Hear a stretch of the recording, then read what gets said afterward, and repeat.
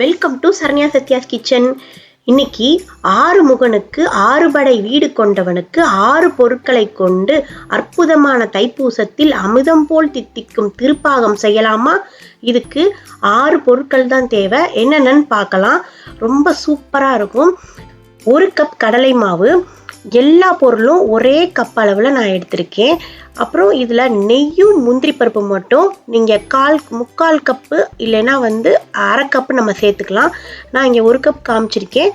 அதே மாதிரி திருப்பாகம் ஜீனியில் செய்வாங்க. இந்த வட்டம் நாங்கள் நாட்டு சர்க்கரையில் செஞ்சுருக்கோம். ரொம்ப டேஸ்ட்டாக இருந்துச்சு. ஜீனியை விட நாட்டு சர்க்கரைக்கு கொஞ்சம் இனிப்பு நீங்கள் கூட சேர்த்துக்கலாம். எல்லாமே 1 கப் எடுத்திருக்கேன். அந்த நாட்டு சர்க்கரை மட்டும் கொஞ்சம் ஒரு 1/4 கப் கூட எடுத்திருக்கோம். 6 ஏலக்காய் தேவை. அப்புறம் முக்கியமானது பால். இதில் 1 கப் எடுத்து வச்சுருக்கேன், ஆனால் 2 கப்பு பால் தேவை. இப்போ எப்படி செய்யலான்னு பார்க்கலாம். ஃபஸ்ட்டு கடலை மாவை நல்லா வறுத்து எடுக்கணும். அதுக்கு ஒரு கடாயை காய வைக்கலாம். அதுக்கு முன்னாடி மிக்சி ஜாரில் முந்திரி பருப்பையும் ஏலக்காவையும் நல்லா நைஸாக பவுடர் பண்ணி எடுத்துக்கிறணும். இப்போ பவுடர் பண்ணி எடுத்தாச்சு. எல்லா பொருட்களும் ரெடியாக இருக்குது. நம்ம டக்குன்னு அடுப்பை காய வச்சோடனே இது எல்லாமே செய்ய வேண்டியது தான். சீக்கிரம் நம்மளுக்கு ரெடி ஆயிரும். இப்போ கடாய் நல்லா காஞ்சிருச்சு.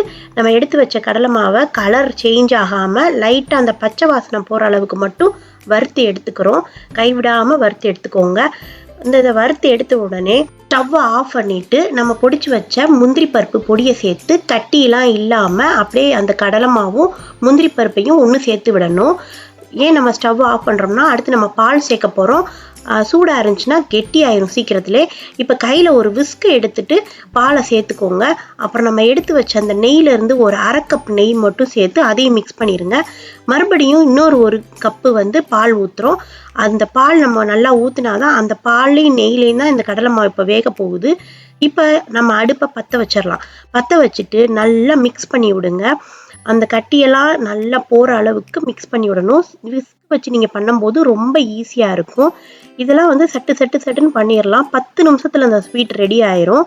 இப்போ இந்த கட்டியெல்லாம் போனோடனே நம்ம நார்மலாக கரண்டி எடுத்து நம்ம கிண்ட ஆரம்பிச்சிடலாம். இப்போது லைட்டாக அப்படியே சட்டியில் ஒட்டாமல் அப்படியே சுருண்டு வந்துக்கிட்டு இருக்கும்போது நம்ம எடுத்து வச்ச நெய்யில் இன்னும் ஒரு 1/4 கப் நெய் சேர்த்துக்கலாம். பாகம் ஸ்வீட் நாங்களும் ஃபஸ்ட் டைம் செய்கிறதுனால எங்களுக்கு நெய் அளவு அதிகமாகிடுச்சு. நான் 1 கப் நெய் சொல்லியிருக்கேன். கண்டிப்பாக அரை கப் நெய்யே சரியாக வந்துடும். ஏன்னா நாங்கள் ஊற்றின நெய்யில் லாஸ்ட்டாக முடிக்க போகும்போது அந்த நெய்யெல்லாம் பிரிஞ்சு நல்லா வந்துருச்சு. அதனால் அரை கப் நெய்யிலே நீங்கள் பண்ணாவே ரொம்ப சூப்பராக வரும். இப்போ இந்த அளவுக்கு நல்லா சுருண்டு வந்ததுக்கப்புறம் நம்ம எடுத்து வச்ச நாட்டு சர்க்கரையை சேர்த்துக்கலாம். கண்டிப்பாக நாட்டு சர்க்கரையிலையும் செஞ்சு பாருங்கள். ரொம்ப டேஸ்ட்டாக இருக்குது.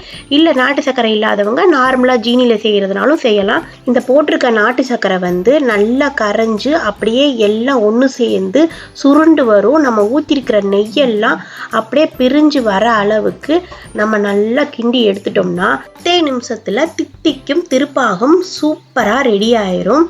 இதை நீங்கள் டேஸ்ட் பண்ணிட்டீங்கன்னா அடிக்கடி நம்ம முருகனுக்கு ரொம்ப சிம்பிளாக ரொம்ப அருமையான ஒரு ஸ்வீட் நம்ம செஞ்சு பார்க்கலாம். இந்த ஸ்வீட் எப்படி இருந்துச்சுன்னு எங்கள் வீட்டில் இருக்கிற குட்டி மேடம் கிட்ட கேட்போமா?